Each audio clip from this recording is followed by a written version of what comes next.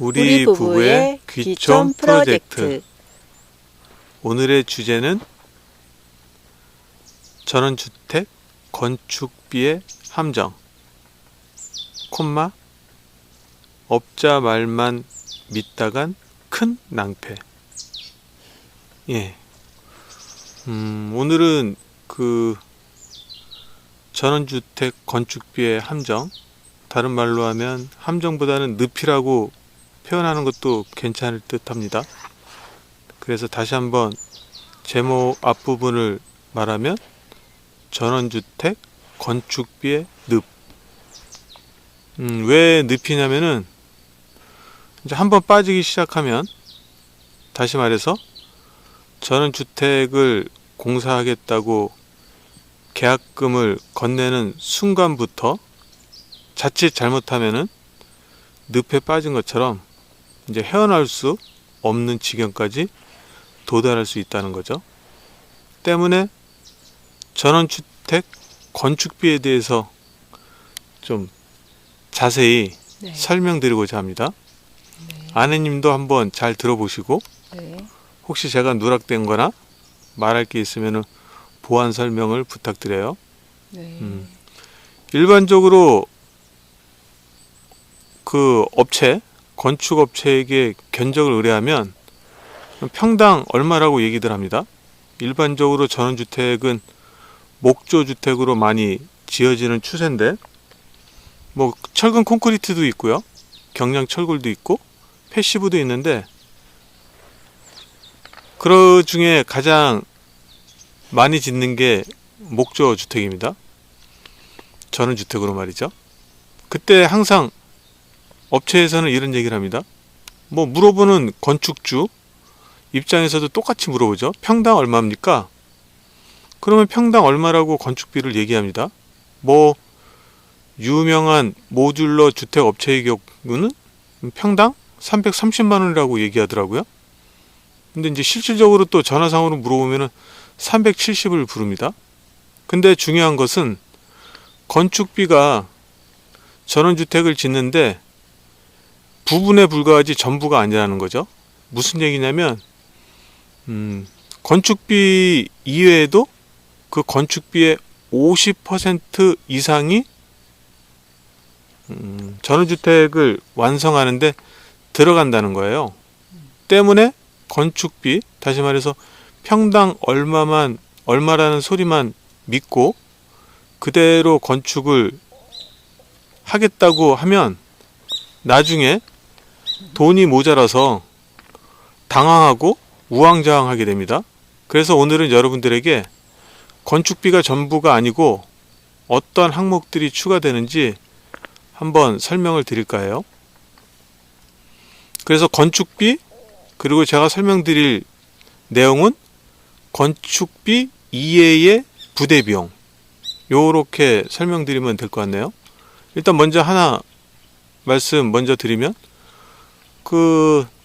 땅을 사게 되면은 건축 설계비도 필요하지만 건축 인허가 비용도 듭니다. 그럼 건축만 들어가느냐? 아니죠. 토목에 대한 설계비와 토목에 대한 인허가 비용이 필요합니다. 이 두 개 항목만 합쳐도 수천만 원이 돼요.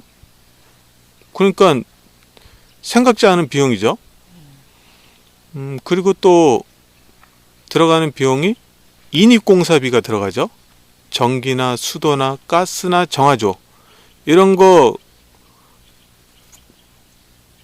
본인 전원주택 부진에 끌고 들어와야 되는데, 거기에 필요한 비용이 양평의 경우 아무것도 없었던 산이었는데 그곳에 들어오는 비용이 한 약 2천만 원, 제가 이제 알고 있는 지인인데 2천만 원 정도 소요됐다 그러더라고요.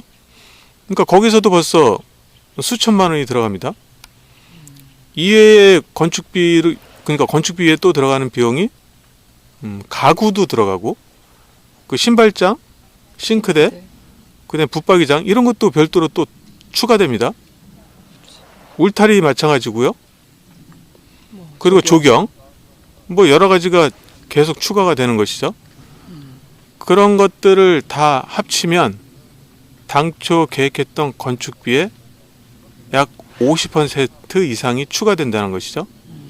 1억이면 1억 5천, 2억이면 약 3억이 그 이상이 초과된다는 것이에요. 뭐 얼마 안 들어간다 그러면 걱정할 게 없는데 방금 말한 것처럼 추가되는 비용이 생각보다 큽니다. 하나의 예를 들어볼까요? 양평에 약 그 100평 정도 되는 대지에 30평짜리 전원주택을 짓는다 치면 요거를 시뮬레이션으로 한번 돌려보니까 어느 정도 비용이 나오냐면 말씀드리기 전에 요 상세 내용은 제 브론치에 올릴 거거든요. 그러니까 그 금액에 대한 상세 내역 요런 것들은 브런치에 글로 참조를 하시고 여기서 결과만 얘기를 하면 땅값이 약 200만 원 정도 소요가 됐는데 100평이니까 2억이죠. 그리고 30평짜리 전원주택을 지었습니다. 방 3개, 화장실 2개. 여기에 소요된 비용이 건축비로 평당 500이라 그래서 1억 5천이 들었어요. 근데 건축비 이외 부대 비용이 약 8천만 원이 들었습니다. 그러니까 결국은 건축비는 1억 5천인데 부대 비용으로 약 8천이 들어서 전체 총 건축 비용은 2억 3천이고 땅값 2억 해가지고 4억 3천이 들었다는 것이죠. 그것만 든 게 아니죠. 그 주택을 짓기 위해서 그 건축주가 수고한 노력, 시간, 또 거기에 스트레스. 그 과정에서 발생된 스트레스 이런 걸 감안하면은 전원주택을 짓는 것보다는 오히려 전원주택을 사는 것이 훨씬 더 이득이라는 결론에 이르게 된 거죠.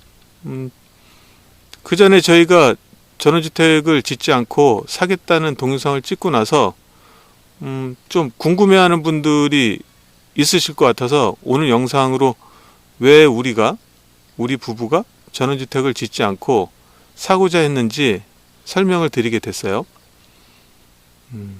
때문에 여러분들도 전원주택 업체, 저는 이제 업자라고 부르는데 왜냐면 좋은 사람들이 아니니까 이 업자 말만 믿고 평당 건축비 얼마? 그러면 전원주택 지을 수 있네? 라는 잘못된 판단으로 나중에 그 정신적, 물질적 그 손실을 감수하지 마시고 잘 따져보신 다음에 전원주택을 지을지 말아야 될지를 결정하시기를 바라요. 오늘은 여기까지. 안녕. 안녕.